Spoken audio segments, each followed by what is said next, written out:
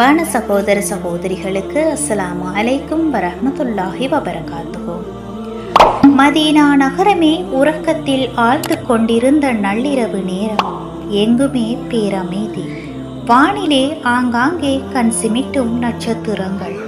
இவ்வேளையில் ஜனாதிபதி உமர் ரலியல்லாஹு அன்ஹு அவர்கள் வீதியிலே இறங்கி நகர்வலம் வந்தார்கள். நகரின் எல்லையை கடந்து செல்கையில் தன்னந்தனியே இருந்த சின்னஞ்சிறு கூடாரம் ஒன்றில் சிறு விளக்கொளியை கண்டு அதனை நோக்கி நடந்தார்கள். அருகில் சென்று பார்த்தபோது அங்கே ஒரு மனிதர் தலை குனிந்து அமர்ந்திருந்தார். அவரை நோக்கி உமர் ரலியல்லாஹு அன்ஹு அவர்கள் 2 முறை சலாம் கூறியும் அவர் பதில் ஏதும் கூறாததால் 3வது முறையும் சலாம் சொன்னார். அம்மனிதர் ஆவேசப்பட்டு பக்கத்தில் கிடந்த வாளை எடுத்துக்கொண்டு, நீ போக மாட்டாயா? உன்னை பார்த்தால் பிச்சைக்காரனாக கூட தெரியவில்லையே, வழிப்பறி கொள்ளையனாக வல்லவா தோன்றுகிறது என கத்தினார். உமர் ரலியல்லாஹு அன்ஹு அவர்கள் அமைதியாக, நண்பரே, நீர் நினைப்பது போல் நான் பிச்சைக்காரனும் அல்ல, வழிப்பறி கொள்ளையனும் அல்ல. உம்மை பார்த்தால் வெளியூர்காரரை போல் தோன்றுகிறது. அதனால்தான் உம்மோடு பேச நினைத்தேன் என்று சொல்லிக் கொண்டிருக்கையில் கூடாரத்திலிருந்து பெண்ணின் கூக்குரல் கேட்டது.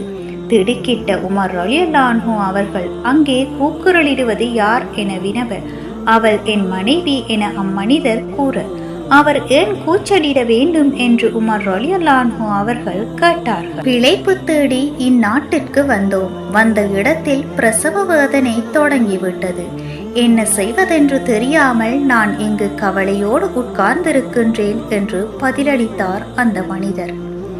மருத்துவச்சியை அழைத்து வருகிறேன் என உமர் ரலியல்லாஹு அன்ஹு அவர்கள் எழுந்ததும் வேண்டாம் வேண்டாம் என பதறினார் அந்த மனிதர். ஏன் மருத்துவச்சியை வேண்டாம் என்கிறீர் என உமர் ரலியல்லாஹு அன்ஹு அவர்கள் வினவ, மருத்துவச்சிக்கு கொடுக்க என்னிடம் பணமில்லை என்றார் சோகமுடன். நான் அழைத்து வரும் மருத்துவச்சி பணம் வாங்க மாட்டாள், கவலைப்படாதீர்கள் என்று சொல்லிக்கொண்டே வேகமாக வெளியில் நடந்தார் உமர் ரலியல்லாஹு அன்ஹு அவர்கள்.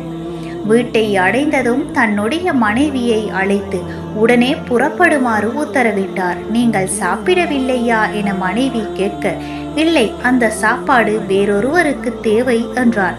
கொஞ்சம் பாலாவது அருந்துங்களேன் என்றதும், வேண்டாம், பிரசவ வேதனையில் இருக்கும் அந்த பெண்மணிக்கு அது தேவைப்படலாம்.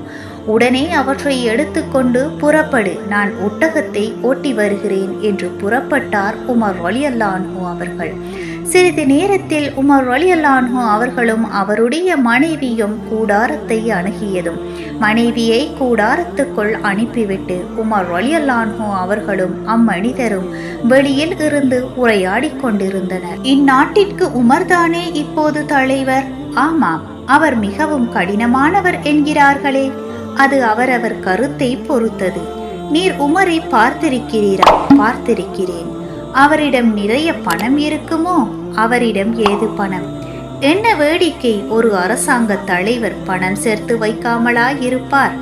அப்படி பணம் சேர்க்கும் யாரையும் நாங்கள் தலைவராக தேர்ந்தெடுப்பதில்லை. இச்சமயத்தில் கூடாரத்திலிருந்து மருத்துவச்சியின் குரல் ஒலித்தது. ஜனாதிபதி அவர்களே, உங்கள் நண்பருக்கு வாழ்த்து கூறுங்கள், அவருக்கு ஆண் குழந்தை பிறந்திருக்கின்றது.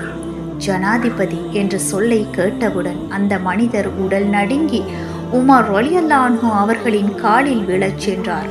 அம்மனிதரை அணைத்து கொண்டு, நண்பரே, ஏன் இப்படி பயப்படுகிறீர்கள்? என்ன நடந்துவிட்டது என அன்போடு கேட்டார் ஜனாதிபதி உமர் ரலியல்லாஹு அன்ஹு அவர்கள். அப்படியானால் மருத்துவம் பார்த்த அந்த பெண்மணி யார் என அம்மனிதர் வினவ, அவர் எனது மனைவி என உமர் ரலியல்லாஹு அன்ஹு அவர்கள் கூறவும் ஆச்சரியத்தால் திகைத்து போன அந்த மனிதர் நன்றி கலந்த குரலில் கேட்டார், இந்த நாட்டின் தலைவரான தாங்களா இவ்வளவு ஊழியம் எனக்கு செய்தீர்கள்? இதில் வியப்படைய என்ன இருக்கிறது நண்பரே? ஒரு நாட்டின் தலைவன் என்பவன் அந்நாட்டு மக்களின் ஊழியன்தானே. நாளை பள்ளிவாசலுக்கு வாருங்கள், உங்களுக்கு வேலை வாய்ப்புக்கு ஏற்பாடு செய்வோம் என கூறி புறப்பட்டார் ஹஜ்ரத் உமர் ரலியல்லாஹு அன்ஹு அவர்கள். இத்தகைய உயர் பண்பு நலன்களுடன் ஆட்சி செய்தவர்தான் ஹஜ்ரத் உமர் ரலியல்லாஹு அன்ஹு அவர்கள் என்பது உங்களுக்கு தெரியுமா?